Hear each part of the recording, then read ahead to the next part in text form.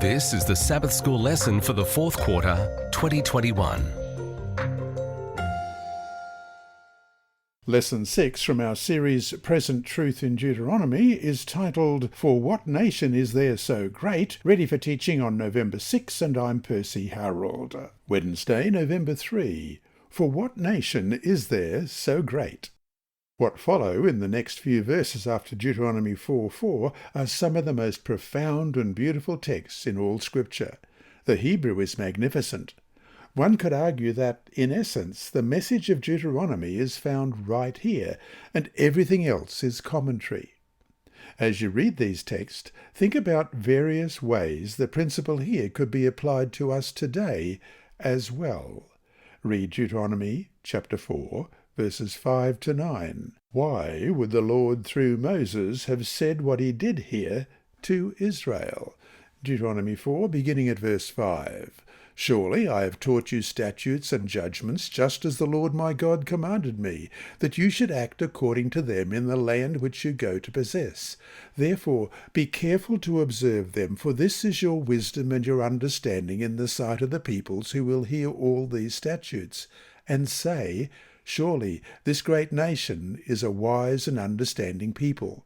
For what great nation is there that has God so near to it, as the Lord our God is to us, for whatever reason we may call upon him?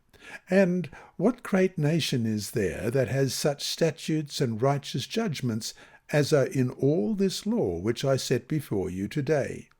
Only take heed to yourself, and diligently keep yourself, lest you forget the things your eyes have seen, and lest they depart from your heart all the days of your life, and teach them to your children and your grandchildren.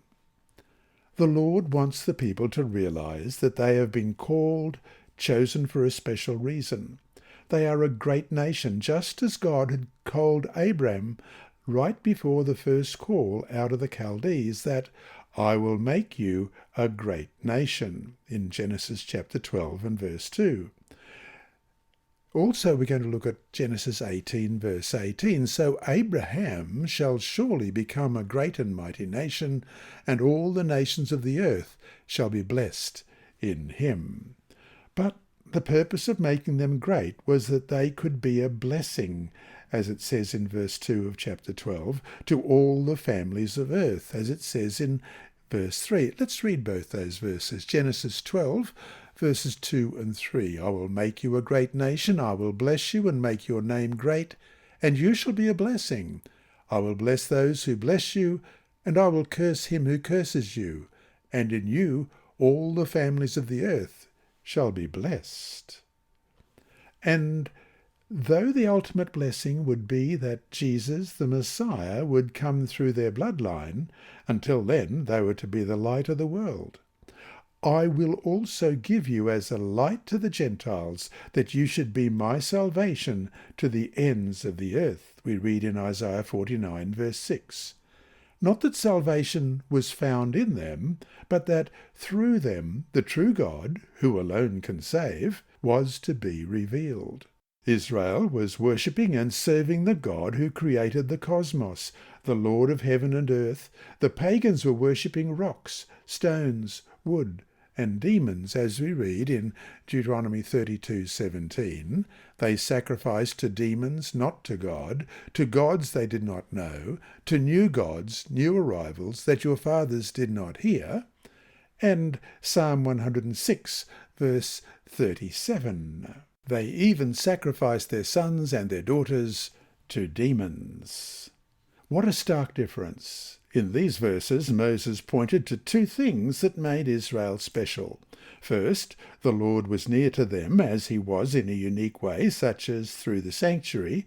And second, as it says in verse 8 of Deuteronomy 4, the statutes and righteous judgments as are in all this law. Read Deuteronomy chapter 4, verses 32 to 35. What else was the Lord saying to them that should have made them realize what a special calling they had been given? Deuteronomy 4, beginning at verse 32.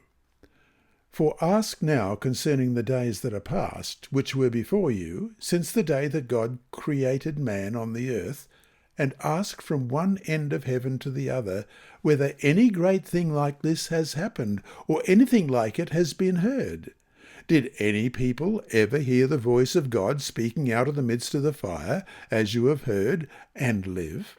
Or did God ever try to go and take for himself a nation from the midst of another nation, by trials, by signs, by wonders, by war, by a mighty hand and an outstretched arm, and by great terrors, according to all that the Lord your God did for you in Egypt before your eyes? To you it was shown that you might know that the Lord himself is God. There is none other besides him. No question, Israel had been given so much. Now, how would they respond? This lesson was read by Dr. Percy Harrold for Christian Services for the Blind. Sponsored by the Sabbath School Department and distributed through Hope Channel Australia, this podcast is also redistributed by Hope Channel Germany, Christian Record Services for the Blind, and It Is Written. It is also available on SoundCloud and through multiple podcast distributors, including Apple iTunes. Remember, God is always faithful.